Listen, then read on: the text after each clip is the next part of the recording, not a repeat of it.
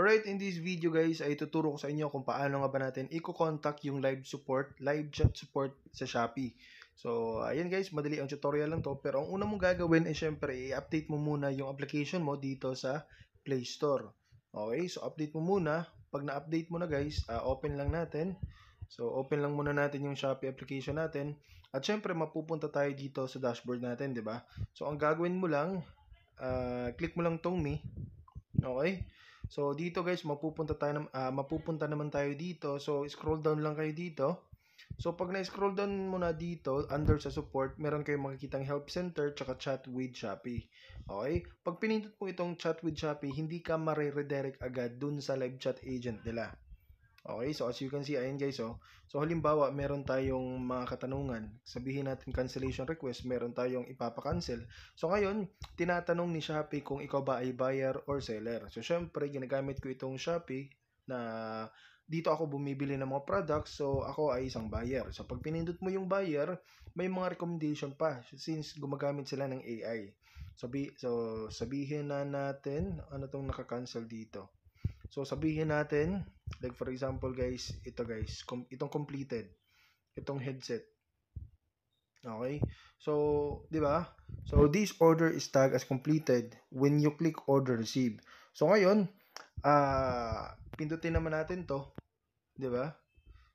Okay? So saglit lang guys, para mas maintindihan nyo at maunawaan nyo.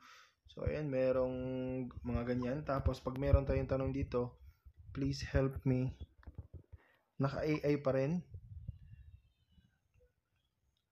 Okay, ayan, naka-AI pa rin. So, try natin mag-chat ng chat.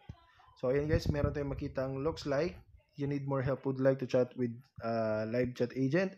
So, pipindutin mo lang dito. Pwede rin pindutin mo to guys, yung dislike. Ayan. Pag pinindot mo yung dislike, may lalabas na chat with agent dito.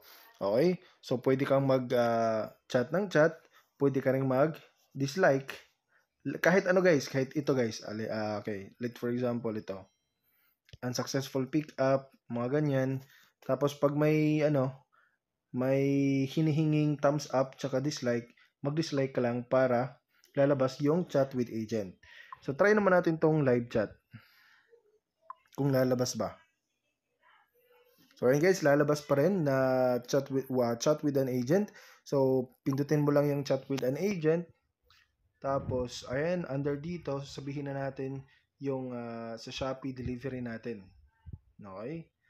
So, ayan guys, kinoconnect na tayo dun sa live chat agent. So, sabi dito, wala muna daw available agent sa ngayon.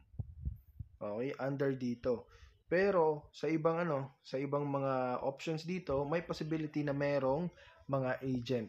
Pero, I recommend na kung gusto mo i-contact yung live chat agent, mag-contact ka mga 7 AM. Alright? Or 8 AM. Yung kabubukas lang ng mga live chat agent or kaya gabi. Kasi sa mga ganitong oras guys, sobrang daming sobrang daming taong kumukontak. Kaya nawawalan sila ng agent. Lahat busy. Mga 1 PM to 5 PM, sobrang busy niyan. Okay? So, yun guys. Kaya yun yung magiging suggestion ko. Yung time na kung kailan tayo kukontak para ma-accommodate tayo. So I hope na nakatulong to video na to. Please don't forget to hit the like, subscribe at ang notification bell.